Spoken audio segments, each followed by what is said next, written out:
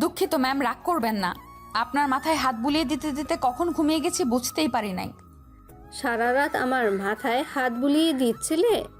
রিয়া কিছু বলল না, মাথা নিচু করে নিল। রুমা রিয়ার দিকে তাকিয়ে বলল, যাও, রাতে তো ঘুমাতে পারো নাই, ঘুমাতে যাও। সারা রাত আমার জন্য এত কষ্ট করেছো, তার জন্য ধন্যবাদ। সব কিছুতে ধন্যবাদ দিতে হয় না। আপনার জন্য কিছু করতে পারলে আমার ভালো লাগবে। যাই হোক, নামাজ পড়বেন না নাকি? হ্যাঁ। রিয়া উঠে চলে গেল। রিয়ার রুমে গিয়ে নামাজ পড়ে নিল। তারপর নামাজ থেকে উঠে আদিত্যের রুমে গিয়ে আদিত্যকে ডাকতে লাগলো। আদিত্য ঘুম ঘুম চোখে রুমের দরজা খুলে বলল, কি ব্যাপার, এত সকালে ডাকছেন কেন? সারা রাত ঘুমান নাই নাকি? এখনই নামাজ পড়তে যান। কি ব্যাপার, এত গরম কেন? কই গরম হইলাম, নামাজ পড়ে তারপর ঘুমান। না, ঘুমাতে দেন তো। না, নামাজ পড়বেন তারপর ঘুমাবেন। তাড়াতাড়ি যান মসজিদে।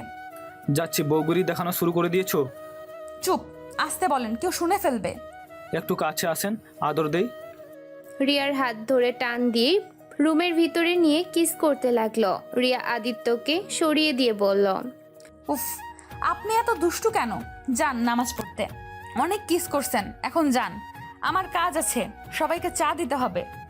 ওকে যান, নামাজ পড়ে এসে যেন আপনাকে আমার রুমে দেখি। কিভাবে আসবো? এত আসলে সন্দেহ করবে সবাই। চা দেওয়ার নাম করে আসবেন। ওকে ওকে, আমি আসবো, এখন যান। রিয়া কথাটা বলে রুম থেকে বের হয়ে গেল।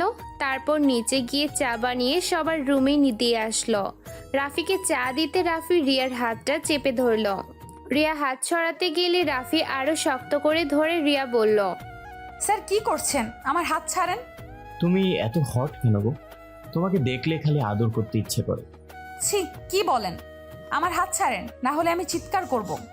সাথে সাথে রাফি হাত ছেড়ে দেয় রিয়া রুম থেকে বের হয়ে। রুমা রুমের সামনে গিয়ে যেতে দেখে রুমা কিছু খুঁজছে। রিয়া গিয়ে বলল, কি খোঁজেন?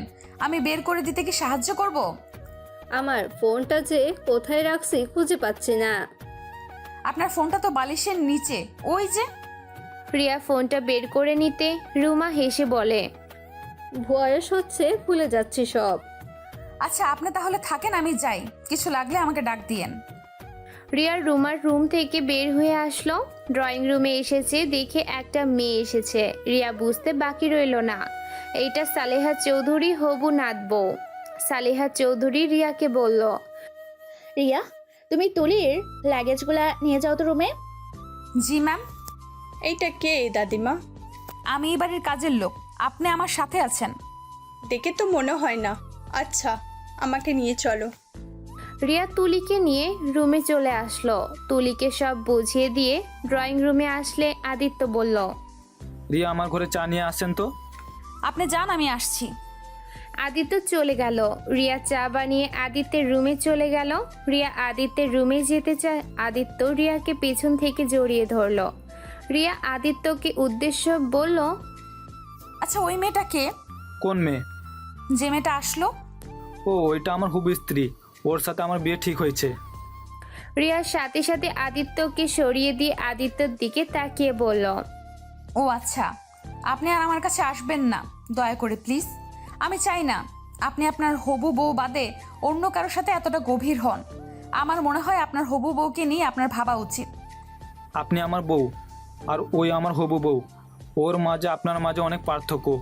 আর আমি তো কোনো অন্যায় করছি না। আমি আমার বউকে ধরেছি, তার সাথে রোম্যান্স করি। আমাকে ডিভোর্স দিয়ে দিয়েন। আপনার হবু বউকে নিয়ে সুখে থাকেন। আমি আপনার চাহিদা মেটানোর মেশিন মাত্র। আমি আপনার স্ত্রী কোনো দিন হতে পারবো না। আমি এটা জানি। আপনার সাথে আমার যায় না। আমি আপনার থেকে স্ত্রীর অধিকারও চাই না। শুধু একটা জিনিস চাই, আপনি নিজেকে পরিবর্তন করেন। আপনি আপনার হবু বউকে ঠকায়েন না, এক নারীর আসক্ত থাকার চেষ্টা করেন। রিয়া কথাটা বলে কান্না করতে করতে বের হয়ে আসলো। আদিত্য কিছু না বুঝে হাঁ করে রিয়ার চলে যাওয়ার দিকে তাকিয়ে থাকলো। আদিত্য আর কিছু না ভেবে ঘুমিয়ে পড়ল। 10টা বাজলে সালেহা চৌধুরী বলল, রিয়া, আদিত্য দাদুভাইকে ডাক দিয়ে নিয়ে আসো তো। ওই আর কত ঘুমাবে? তুলি, ম্যাম তো গেছে, উনি ডেকে নিয়ে আসবে। ও আচ্ছা। রিয়া পিছনের দিকে তাকাতে দেখতে পেল তুলি আদিত্যের হাত বাহু জড়িয়ে ধরে নিচে নেমে আসছে। রিয়ার নিজের অজান্তে বুকের ভেতরে ব্যথা অনুভব করতে লাগলো। দুইজন রিয়ার সামনে চেয়ারটাতে টেনে বসলো। আদিত্যকে তুলি বলল, জান, আমাকে খাইয়ে দাও না। আমার ইচ্ছা আমার জামাই আমাকে প্রতিদিন খাইয়ে দেবে। বিয়ের আগে তুমি খাইয়ে দিও। আদিত্য রিয়ার দিকে তাকাতে রিয়া অন্যদিকে ঘুরে তাকায়। সালেহা চৌধুরী আর সবাই মিটিমিটি করে হাসতে লাগলো। আদিত্য উপায় না পেয়ে তুলিকে খাওয়া দিতে লাগলো।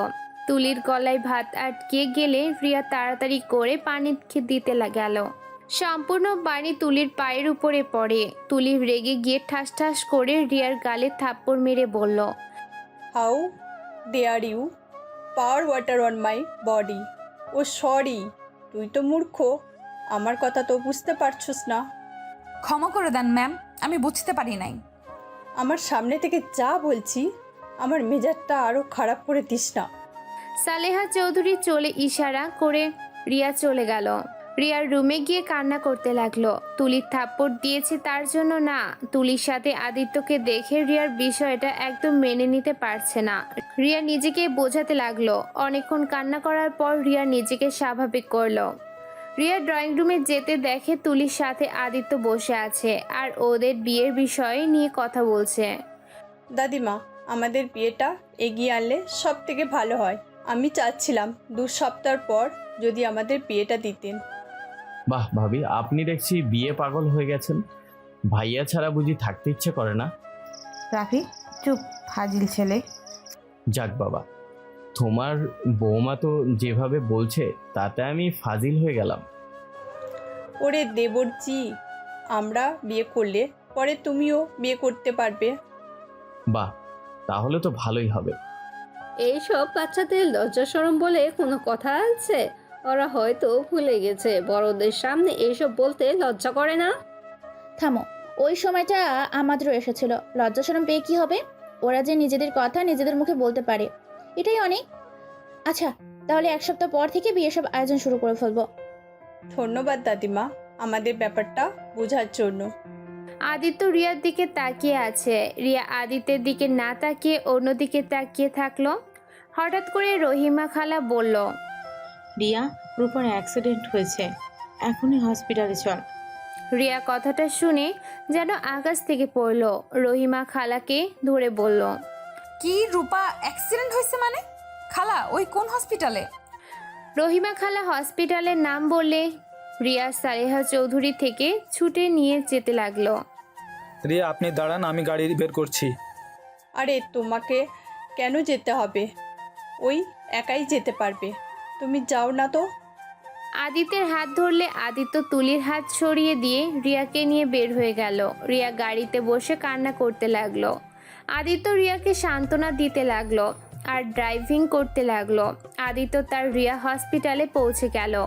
রিয়ার রূপার কেবিনের সামনে গিয়ে দেখে ওর আব্বু দাঁড়িয়ে আছে। আব্বু, রূপার কিভাবে অ্যাক্সিডেন্ট হলো? ও এখন কেমন আছে? ওই স্কুলে যাচ্ছিল, হঠাৎ করে একটা ট্রাক এসে রূপাকে ধাক্কা দিয়ে মেরে দেয়। আব্বু, আমি রূপার সাথে দেখা করব। ডাক্তার ভিতরে আসছে। রূপাকে কিছুক্ষণ আগে রক্ত দিয়েছি, জানি না ওর এখন কি অবস্থা। ডাক্তার বের হলে জানতে পারবো। আজ রূপা স্কুলে যেতে চাইছিল না, কেন যে আমি জোর করে ওকে পাঠালাম। এখন নিজের কাছে নিজেকে অপরাধী মনে হচ্ছে। যদি ওকে না পাঠাতাম তাহলে আজ এমন হইতো না। আঙ্কেল কান্না করেন না, রূপা কিছু হবে না, ওই তো ডাক্তার বের হয়েছে। রিয়া আর আদিত্য দৌড়ে গিয়ে ডাক্তারের কাছে গেলেন। ডাক্তার যা বললেন, রূপা অবস্থা তেমন ভালো না, আল্লাহ ভরসা। রিয়া কথাটা বলে কান্নায় ভেঙে পড়ল। আদিত্য রিয়াকে জড়িয়ে ধরে সান্ত্বনা দিতে লাগলো। রিয়ার আব্বু কান্না করতে লাগলো। রিয়া কেবিনের ভিতরে গিয়ে দেখে রূপা শুয়ে আছে। রূপা রিয়াকে কিছু বলার চেষ্টা করতে লাগলো। রিয়া বলল, বোন, তোর কিচ্ছু হবে না, তুই ঠিক হয়ে যাবি, চিন্তা করিস না, তোর বোন তোকে কিচ্ছু হতে দিবে না। আব্বু, আমি মনে হয় বাঁচব না। আব্বু, তুমি আর আব্বু আমাকে ঠকালে কেন এভাবে? কি বলছিস বোন? আমরা তোকে কিভাবে ঠকালাম? বোন প্লিজ, তুই শান্ত হ, তোর কিছুই হবে না, তুই উত্তেজিত হইস না বোন। রূপা কিছু বলতে যাবে তখনই ডাক্তার রিয়া আর আদিত্যকে বের করে দিল। রূপার মাথায় চাপ পড়লে মারা যাওয়ার সম্ভাবনা আছে, তাই রূপার সাথে বেশি কথা বলতে নিষেধ করে দিল। আর ইমোশনাল করা যাবে না। আদিত্য রিয়াকে নিয়ে বাইরে চলে আসলো। আব্বু, রূপা এসব কি বলছে? আমরা ওকে কিভাবে ঠকালাম? ওই আমার কথা শুনে ফেলেছি, যার কারণে ওই খুব উত্তেজনা হয়ে গেছিলো। তোর সাথে দেখা করার জন্য আমি ওর পাগলামি দেখে বকা দিয়েছিলাম, জোর করে স্কুলে পাঠিয়ে দেয়। আর দেখ ওর কী অবস্থা হলো। আমি কেন যে ওকে জোর করে পাঠাতে গেলাম। আব্বু তুমি কান্না করো না, ও সুস্থ হয়ে নিক, আমি ওকে সব বুঝিয়ে বলবো। আমিও চাই না ওই মিথ্যা নিয়ে বেঁচে থাক। আমার বোন অনেক বুদ্ধিমান আর ধৈর্যশীল একটা মেয়ে, ওকে বোঝালে ঠিক বুঝবে। আমি কি করব যে বুঝতে পারছি না। নিজের কাছে নিজেকে অনেক অপরাধী মনে হচ্ছে। তোদের লাইফটা আমি শেষ করে দিয়েছি। আমার মতো বাবা থাকার থেকে না থাকা অনেক ভালো। রিয়া ওর আব্বুকে জড়িয়ে ধরে সান্ত্বনা দিতে লাগলো। আদিত্য ওদের কোনো কথা বুঝতে না পেরে নীরব দর্শকের মতো দেখে গেল। হঠাৎ করে রিয়ার আব্বু বলল, এই ছেলেটা কি? আব্বু উনি রুমা ম্যামের বড় ভাস্তা, মানে? রাজীব সাহেবের বড় ছেলে। আদিত্যকে রিয়ার আব্বু জড়িয়ে ধরে কপালে চুমু দিয়ে বলল, কত বড় হয়ে গেছে। আমায় কি আঙ্কেল চেনেন? না মানে আপনাকে চিনবে কিভাবে, আপনাদের ব্যাপারে বলেছিলাম তাই আর কি। আচ্ছা আপনি বাসায় চলে যান। না আমি এখানে থাকি, সমস্যা নেই। রিয়া তোরা যা, আমি এখানে আসি। আচ্ছা আব্বু যাচ্ছি।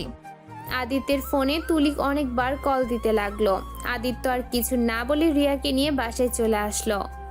রিয়া আদিত্যকে নিয়ে চলে আসার কারণ ওইখানে থাকলে আদিত্য বুঝে ফেলতো রিয়ার সাথে ওদের কোনো সম্পর্ক আছে।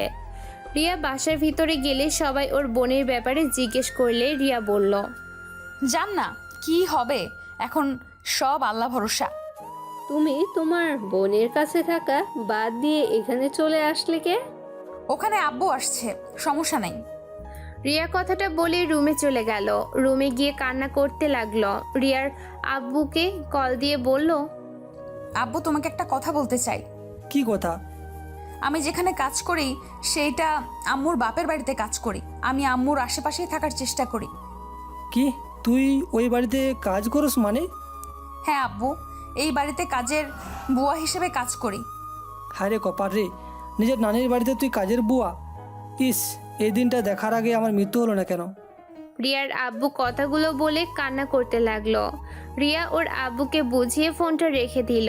রিয়া প্রতিদিন রান্না শেষ করে হসপিটালে যেতে লাগলো। রূপা জ্ঞান ফিরছে না, রূপার অবস্থা দিন দিন অনেক খারাপ হয়ে যেতে লাগলো।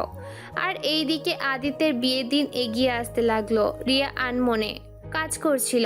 রিয়া চা বানিয়ে রাফির রুমে গেলে রাফি রিয়ার সাথে জোর জবস্তি করতে লাগলো। রিয়া রাফিকে থাপ্পড় দিয়ে বলল, বেয়াদব ছেলে, বিয়ে করতে পারিস না। এত যখন শারীরিক চাহিদা তো আব্বু আম্মুকে বলে বিয়ে করে নে। তোর এত বড় সাহস, আমার গালে থাপ্পড় দিস? তোকে তো আমি। রাফি কথাটা বলে রিয়াকে টান দিয়ে খাটের উপরে ফেলে দিয়ে রিয়ার উপরে উঠে যেই রিয়ার ওড়না টান দিয়ে ফেলে দিতে যাবে তখনই আদিত্য রাফির রুমে এসেছে এই অবস্থা দেখে। রাফিকে লাথি দিয়ে রিয়ার উপর থেকে ফেলে দিয়ে মারতে লাগলো। রিয়া কান্না করতে লাগলো। আদিত্য ওড়নাটা তুলে রিয়াকে দিয়ে রাফিকে মারতে মারতে বলল, প্রিয় শ্রোতা বন্ধুরা, গল্পের পঞ্চম পর্ব এখানেই শেষ করা হলো। গল্পটি কেমন লাগছে আপনাদের তা কমেন্টের মাধ্যমে জানাতে ভুলবেন না কিন্তু। এবং চ্যানেলে নতুন হয়ে থাকলে চ্যানেলটিকে সাবস্ক্রাইব করে পাশে থাকা বেল আইকনে প্রেস করুন, যাতে করে আমাদের প্রত্যেকটি নতুন নতুন গল্পের নোটিফিকেশন আপনাদের কাছে সবার প্রথম পৌঁছে যায়। দেখা হচ্ছে পরবর্তী পর্বে, ততক্ষণ ভালো থাকবেন, সুস্থ থাকবেন।